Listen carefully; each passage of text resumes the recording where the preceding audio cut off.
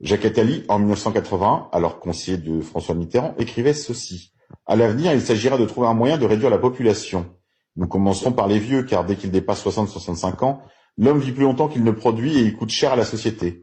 Ensuite, les faibles puis les inutiles, qui n'apportent rien à la société, car il y en aura de plus en plus. Et surtout, enfin, les plus stupides. Une euthanasie ciblant ces groupes. L'euthanasie devra être un instrument essentiel de nos sociétés futures, dans tous les cas de figure. On ne pourra bien sûr pas exécuter les gens ou faire des camps. Nous nous en débarrasserons en leur faisant croire que c'est pour leur bien.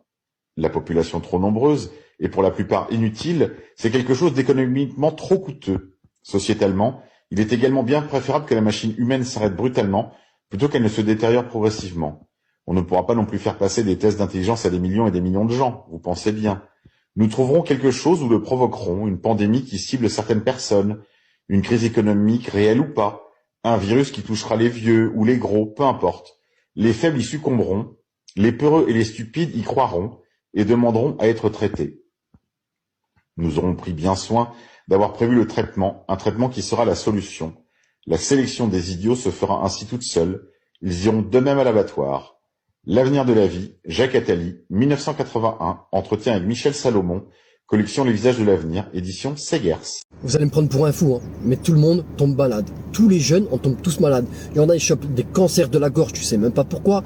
D'autres, c'est du poumon, alors qu'ils fument même pas. D'autres, c'est de l'estomac. Moi, je suis là, ça fait plusieurs jours, je crache du sang. Je vous jure, je crache du sang. Et c'est même pas du sang normal, hein. C'est du sang noir, coagulé. Je crache mes poumons, carrément. Je me dis, mais qu'est-ce que j'ai? Je suis là, je perds mes cheveux par poignée. J'ai mal à la tête. J'ai des vertiges. J'ai l'impression que je vais tomber dans le coma. J'ai une compression à la poitrine depuis plusieurs jours. Qu'est-ce qu'ils ont pendu dans l'air encore? Et c'est tous les jeunes, j'ai l'impression. Donc, t'appelles le médecin. Ah bah, désolé, on ne prend pas les nouveaux patients. Donc, bah, pour trouver un médecin traitant, vous avez intérêt de vous accrocher. Tu vas à l'hôpital, il prend en charge, hein. Ça, il n'y a pas de souci, hein. Mais au final, pour te dire, bah, écoutez, monsieur, on sait même pas ce que vous avez. C'est grave quand même. L'autre, il préfère investir des milliards pour l'Ukraine, mais il n'est même pas capable d'investir des milliards pour le système de santé en France. On est de moins en moins bien soignés. Ils savent même pas ce que t'es. Tu cherches un médecin, bah t'en trouves même pas. Il faut que tu ailles à 3-4 heures de chez toi. C'est pas possible. Il faut m'expliquer. Il faut m'expliquer. Tout le monde tombe malade. En ce moment, j'entends tous les jours quelqu'un tomber malade ou quelqu'un mourir. Et bien entendu, la première chose que je suspecte, c'est cette chose-là. Et je pense que ce serait bien dans les commentaires d'avoir des témoignages de tout le monde, parce que j'ai la sincère impression qu'on rentre vraiment dans le dur du sujet, sachant qu'avant c'était juste les personnes âgées. Et là, je constate dans mon travail que c'est des gens qui ont plus ou moins 50 ans, vu que je suis coiffeur et que je suis tous les jours avec la clientèle. Et sans compter les jeunes qui sont de plus en plus atteints de turbo-cancer. Cet hiver aussi, par exemple, il y avait la grippe, et la grippe en général, c'est une bonne semaine. Et j'ai eu beaucoup de gens qui m'ont reporté qu'ils étaient à l'hôpital pendant 5 ou 6 semaines avec des déclenchements de cardiomyopathie, des pneumopathies, des infections pulmonaires. J'ai même eu une cliente qui m'avait raconté que son mari était mort 3 semaines avant, que le matin quand elle s'est levée, il était un peu plus froid que d'habitude et surtout inerte. Et tout ça parce qu'il a fait un arrêt de cœur pendant la nuit et qu'il était sportif. Malheureusement, des histoires comme ça, j'en ai de plus en plus et ça devient presque quotidien. J'espère que certains comprennent tout doucement qu'en essayant de protéger et protéger les autres, ils ont tout simplement mis fin à leur jour. Ils sont clairement en train de nous éliminer. Je ne sais pas ce qu'attendent encore les gens pour aller porter plainte. Si vous n'avez pas les couilles de porter plainte, pourquoi vous n'allez pas tout simplement dans la rue? On dit que le pays est mort, mais vous, les victimes, vous ne bougez même pas le petit doigt sur ce qu'on vous a fait. Alors on parle d'un manque d'humanité, mais vous ne vous sauvez même plus vous-même, vos proches. Même pas un acte en l'honneur de ceux qui sont déjà partis ou ceux qui sont victimes qui ont des maladies. Bravo, c'est ça la Nouvelle-France. Tout ce schéma selon lequel il faut emmener le chien tous les ans pour les vaccins, il faut faire toutes ces choses, c'est de l'escroquerie. Je veux dire que ce qui se passe aujourd'hui, et c'est encore pire, c'est que les entreprises rachètent les cabinets vétérinaires. Autrefois, je ne dirais pas que je suis si âgée, mais cela fait 40 ans que j'exerce et tout était encore inchangé. Il y a simplement de plus en plus de vaccins. Mais ce que j'entends de la génération précédente, c'est qu'ils administraient 1 ou 2 vaccins, c'est tout. Ils ne continuaient pas à le faire. Aujourd'hui, c'est encore pire. Ils font des analyses de sang 2 fois par an. C'est juste pour faire plus d'argent. C'est fou. Je fais des analyses de sang ou je recommande des analyses de sang en cas de problème. Mais si tout va bien, vous n'êtes pas obligé de me les amener. Vous n'êtes pas obligé de me les amener. Allez, la parole est à Madame Martine Vonner pour 5 minutes, députée non inscrite.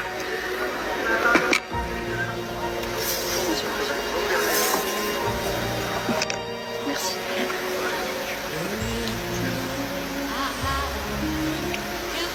Précisez que c'était il y a 2 jours. Monsieur le ministre de la Santé, Madame la présidente de la commission, mesdames les présidentes de commission, toute société dans laquelle la garantie des droits n'est pas assurée, ni la séparation des pouvoirs déterminée, n'a point de constitution. Je cite ici l'article 16 de la Déclaration des droits de l'homme et du citoyen. Mais sans doute l'avez-vous oublié. Le régime parlementaire français n'a jamais été aussi faible. La répression dont ont été les victimes, les mouvements sociaux dès 2018, la soumission constante du législatif et du judiciaire au pouvoir exécutif et les dérives liberticides validées dans ce même hémicycle au nom de la crise sanitaire m'amènent à affirmer devant vous qu'il n'y a plus de constitution en France. Le droit du peuple à la définir ne saurait être plus longtemps bafoué par ce rôle donné au Parlement et au Conseil constitutionnel. Or aujourd'hui, au vu de l'étendue des pouvoirs attribués aux 10 conseils, il est essentiel que cette institution soit indépendante par rapport au pouvoir politique, mais aussi exempte de toute forme de pression ou d'influence pour assurer de façon impartiale le contrôle de la loi. Il n'existe pas de statut des membres du Conseil qui soit comparable au statut des magistrats, celui qui garantit indépendance et impartialité. Si on admet que le Conseil constitutionnel est une juridiction, la comparaison des obligations statutaires de ses membres avec celles des magistrats montre un réel déficit du côté du Conseil constitutionnel qui, de fait, n'est plus garant des droits fondamentaux. Les principes démocratiques et humains n'ont jamais été autant dévoyés dans notre pays. Il est urgent de respecter la dignité du citoyen et la souveraineté du peuple. Vous êtes ici aujourd'hui devant la représentation nationale pour affirmer une fois de plus que votre gouvernement a su gérer depuis 2 ans pour le bien des Français. Mais un code, c'est pas une loi. Un code, c'est pas une loi. Donc moi, si on me dit, monsieur, vous êtes condamné en vertu de l'article 23 du code de machin, mais c'est pas une loi. On a un TDHC qui nous protège là-dessus et qui nous dit quand même que nul ne peut être condamné qu'en vertu d'une loi existante et légalement promulguée en plus. Donc, n'as-tu pas l'impression, c'est maintenant que j'ai fait cette explication, n'as-tu pas l'impression que finalement, le fait que toutes ces lois promulguées depuis 1848 n'ont aucune légitimité et même aucune légalité, le fait de codifier ne serait pas un moyen pour la République d'asseoir finalement son autorité, illégitime évidemment. C'est incontestable ce que tu dis, c'est incontestable. Alors, aujourd'hui c'est publié sur internet, mais c'est discriminatoire et pas tout le monde y a accès. D'ailleurs on pourrait poser la question, quelle est la loi qui m'oblige à avoir un ordinateur ou un smartphone? Exactement. Premièrement, tout ça repose ou provient de la volonté d'un exécutif ou même de sénateurs qui finalement n'ont pas été élus légitimement au regard de l'histoire du droit français. Donc, qu'est-ce qui reste de légal dans ce pays? Ce sera plus facile de les compter, j'ai envie de dire. Parce que nous avons donc des lois qu'on ne peut pas connaître autrement qu'en passant par quelque chose qui nous est obligatoire et qu'on ne comprend pas. Donc, j'arrive pas à le prononcer. Inintelligibilité de la loi, si j'y arrive. Donc, les lois, finalement, ne sont pas promulguées par le roi.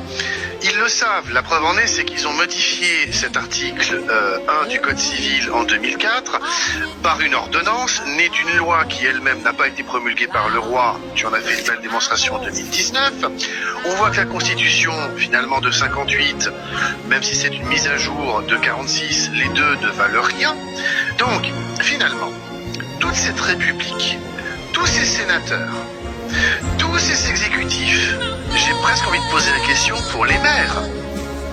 Finalement, c'est juste une question de croyance. Alors là, la croyance, elle est protégée par les droits de l'homme. C'est-à-dire qu'ils ont le droit de croire en la Constitution de 58, mais qu'est-ce qui m'y oblige?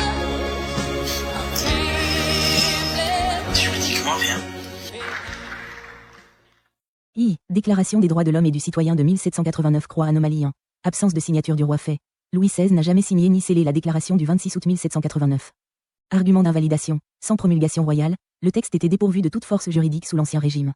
Effet sur 1958, cette déclaration constitue désormais le préambule de la Constitution de 1958. Si elle est nulle, le fondement même du bloc de constitutionnalité disparaît.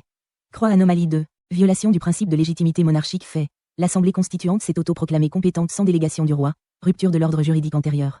Argument. Coup de force politique sans validité juridique. Effet domino. Le préambule de 1958 s'appuie sur un texte originairement invalide. La Constitution de 1958 hérite donc du vice originel.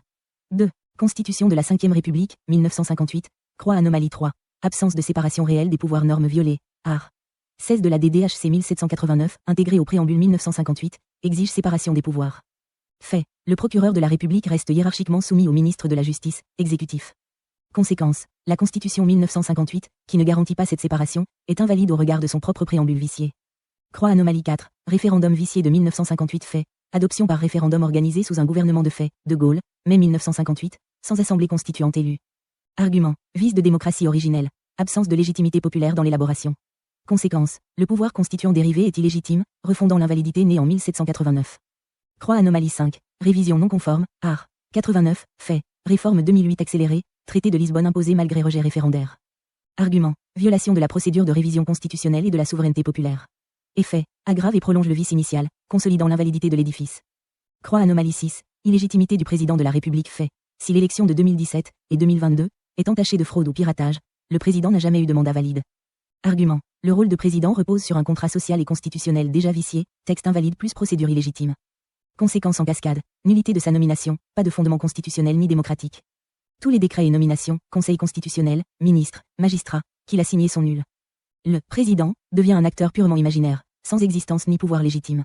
3. Chaîne de nullité consolidée vice originel texte affecté effet immédiat effet systémique déclaration 1789 nul préambule 1958 perte de valeur constitutionnelle invalidation de la Constitution 1958. Séparation non garantie corps de 1958 anticonstitutionnalité interne nullité de tous les articles référendum vicié pouvoir constituant illégitimité du texte fondateur effondrement du pouvoir. Législatif fraude électorale fonction présidentielle absence de mandat légal présidence imaginaire. Tous actes nuls 4. Conclusion la déclaration de 1789, jamais promulguée, est juridiquement nulle. La Constitution de 1958, reposant sur ce préambule et sur un référendum vicié, est également nulle. Le président de la République, élu sur cette base, n'a aucun mandat légal. Son rôle est purement fictif. Tous les actes, nominations et lois issues de cette chaîne sont susceptibles de nullité devant le Conseil d'État, le Conseil constitutionnel, ou la CEDH. Cette démonstration, fondée sur des normes constitutionnelles et des faits historiques vérifiables, vaut preuve juridique de l'invalidité structurelle du régime constitutionnel français. Oh bah écoute, c'est la moindre des choses. Bravo les faussaires, bravo les faussaires. Bravo, bravo les faussaires. Bravo. Il y a une bonne ambiance.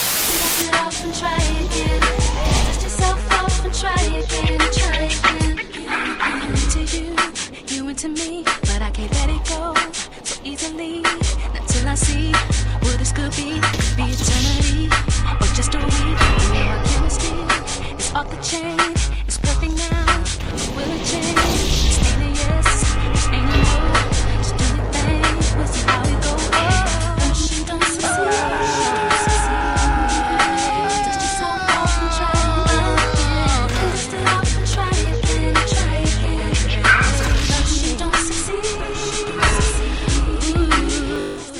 Your greatest weapon is not your sword or your axe.